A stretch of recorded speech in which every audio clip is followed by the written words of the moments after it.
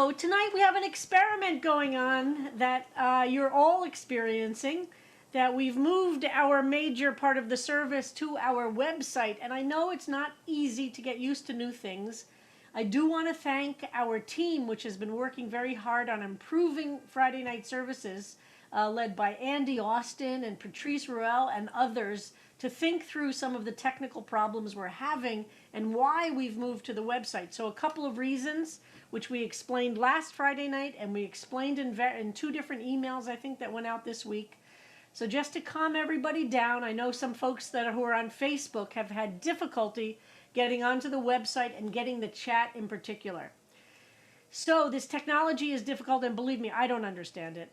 But a lot of people had problems getting on Facebook who do not have Facebook and do not want a Facebook page and did not like that the only way they could get to a CBST service was to join Facebook or to go through a very convoluted way to get to Facebook and then to be hit by lots and lots of ads from Facebook to join Facebook. We've been having a lot of technical difficulties streaming on Facebook as well and making the various links work from the Facebook page. So we had this wonderful team, Andy and Patrice and Jason and others, really trying to figure out.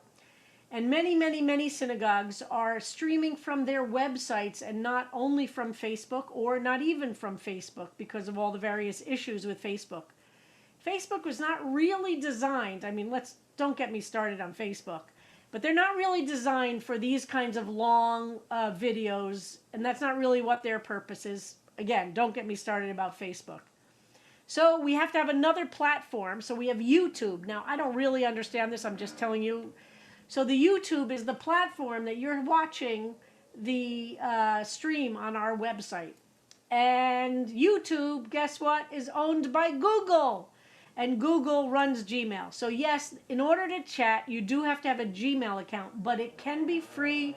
You can just sign up for a Gmail account never use it except for this. I don't really understand it, but that's what the only downside is that we've discovered with moving everything to the website.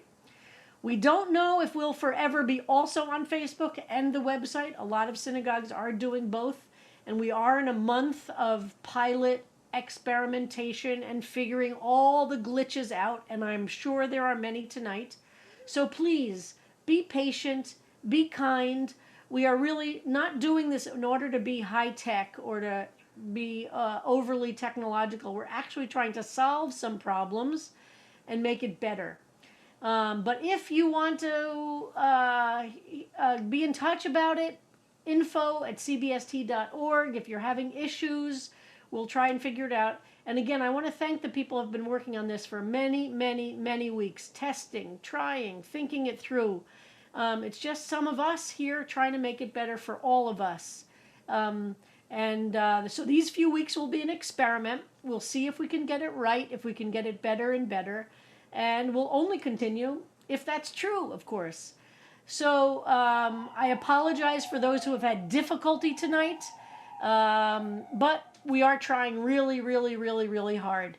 And the other end of that tech hotline is our beloved Patrice. Be kind, be nice, don't yell. It isn't some anonymous person who's responding to all of your concerns, okay? It's Patrice. We love Patrice, and he works overtime all the time to make our life at CBST and our services work better and better. So we're very grateful to Patrice, and again to Andy Austin and Jason and Yolanda and the whole team, and Asaf.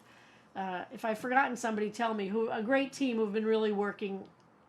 So CBST has a YouTube channel in which all of our videos are stored. So you could, if you went to YouTube and typed in Congregation Beit Simchat Torah, you would see all of the different videos. I think that's how it works. But if I'm wrong, somebody write it in chat and explain how to do it better than that.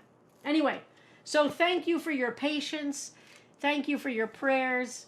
And so on to some Torah now. I saw a meme today that a friend sent me that if I were more clever, I would have had this set up so it would be on the screen. See, Sam Rosen, he's fantastic. He gets all those things on the screen with Jason. He knows how to do it. Anyway, I don't, so I'm going to read it to you, old-fashioned way, okay? There's a new noun called Corona Coaster. It's a noun. The ups and downs of a pandemic. One day you're loving your bubble, doing workouts, baking banana bread or granola, and going for long walks, and the next day you're crying, drinking gin for breakfast, and missing people you don't even like. Well, how many of us can relate to that?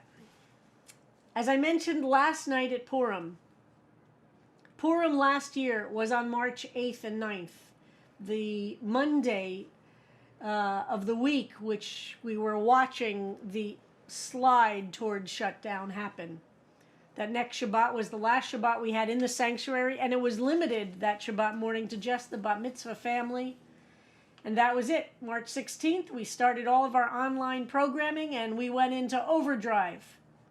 So we, on the Jewish year, have arrived at a year. On the English, non-Jewish year, it will happen, of course, in March.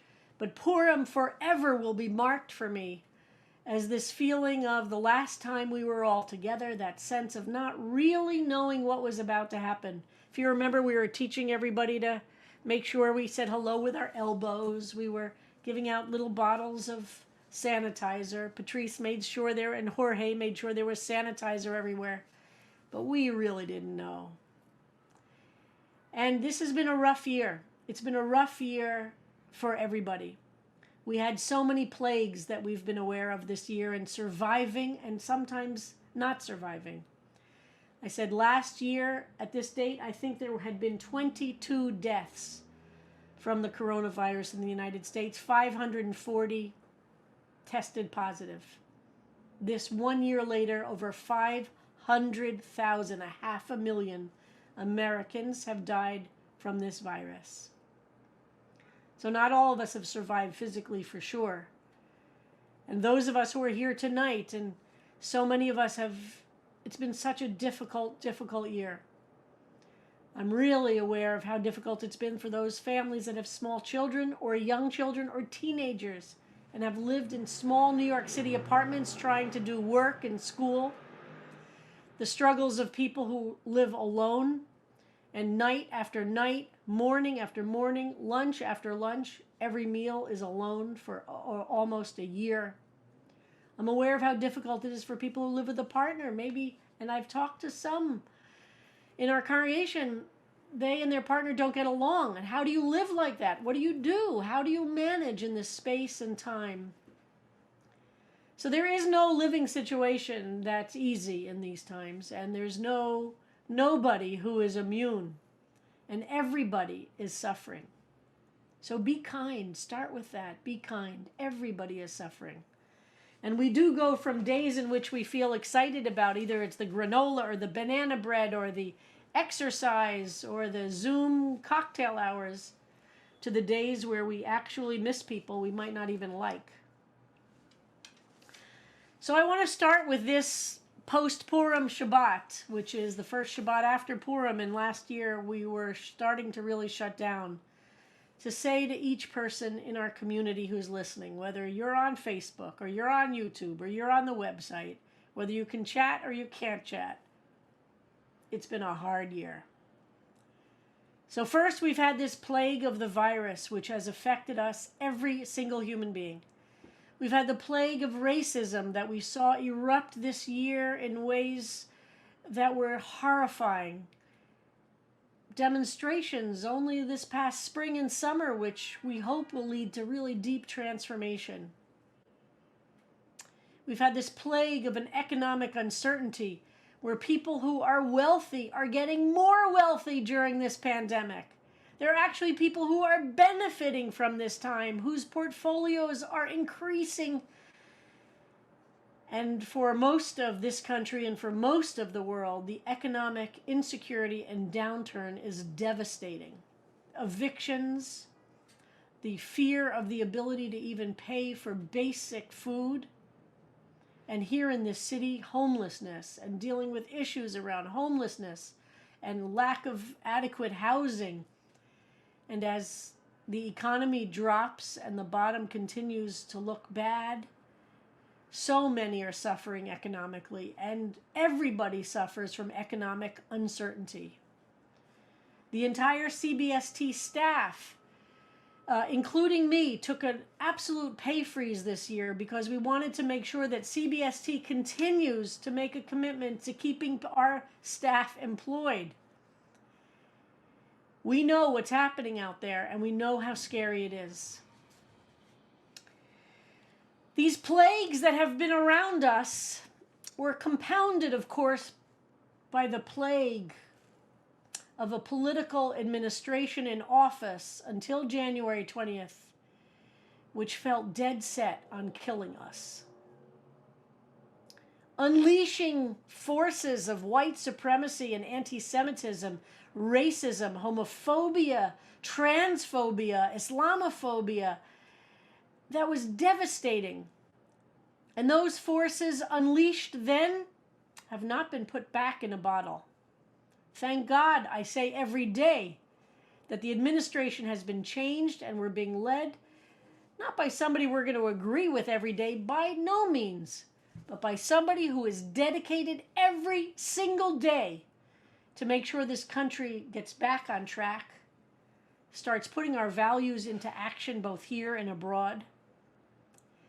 And there are those who are working very hard to make sure that those forces unleashed of white supremacy, neo-Nazism, and anti-Semitism, homophobia, all of those things, that those forces will be strengthened.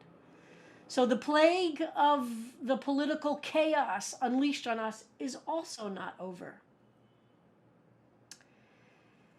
So, the first thing I want to say is that I just really know, I feel, because we're going through it too, where all of us are going through this together. I feel grateful for my neighborhood in Inwood. I feel grateful for our dogs. I feel grateful for Randy. And yet, we're all in some bizarre prison of time and space. So I hear and feel the pain that everybody's going through right now. And those who are worried about not living past this time, I understand that. We watch as the vaccine, what is this, only 4 weeks since this administration has been in place, and already, yes, it's too slow, and yes, there isn't enough vaccine, but this president has only been president since January 20th. It's a little over 4 weeks, 5 weeks he's been president, and we're starting to see the spigot open, more vaccines become available, more places to get it. We're slowly seeing the opening and the possibility that all who are willing to get it can actually get it. And we see in our community over and over and over again the outpouring of commitment to making things better. We have this fantastic vaccine corps of people who are working hard to help those who have not been able to get an appointment to get an appointment. If you cannot get an appointment and you're eligible, please, Judy Ribnick, our social worker on staff, is coordinating that effort. Write to her at jribnick@cbst.org. And if you can volunteer. If you have the skills and know-how and patience to make it happen, write to Judy as well. We don't want anybody to be so overwhelmed by what's a ridiculous, confused, and chaotic system to not get help to maneuver through it and get a shot. And we at CBST, we're going to do everything we can to make that happen. Please, you're not alone. In the Purim story, we read a line which you heard often from me in these last 4.5 years. When Mordechai says to Esther, when she's really scared of coming out, literally of taking that mask off, of being her true, authentic self because she would lose the comfort of the place she was. When she was afraid that she wasn't up to the task at hand or even the ability to simply survive. When she said to him, I might not be able to do what you want of me. He said these following words, which have been words that echo in my head every day. Umi yodea, and who knows? Im le'et kazot, it is for this time, higat lamachut, that you have arrived, that you have lived. Who knows? Maybe this is the reason that God put you on this earth, that God breathed life into you. If you are alive at this moment, you have something to offer. It might not be on a grandiose scale. It might be the very simple acts of kindness that helps another person survive a bad day, or an animal that you can take care of. Whatever it is, and I want you to think hard in this Shabbat that hovers between the Purim of most of us and the Purim of Jerusalem, and this Shabbat which launches us into the season of Pesach. Purim is intricately connected to Pesach. Purim is the predecessor, is the first step towards liberation, and there's much to be said about that and why that is. But on this Shabbat, immediately following Purim, on this Shabbat of the 1 year in the Jewish calendar, since right before the lockdown happened, try and answer for yourself, what is the gift you have to offer the world? What beauty can you bring? What injustice can you fight? What kindness can you spread? What support can you offer? Who can you be in this world that God has given as a gift to the rest of us? Maybe it is for this moment you have been born. Shabbat Shalom. And I pray that you each have a beautiful Shabbat of rest and of peace and of joy, and that this coming week is a week in which the masks we have to put on don't hide that which the masks we take off. Shabbat Shalom, everybody.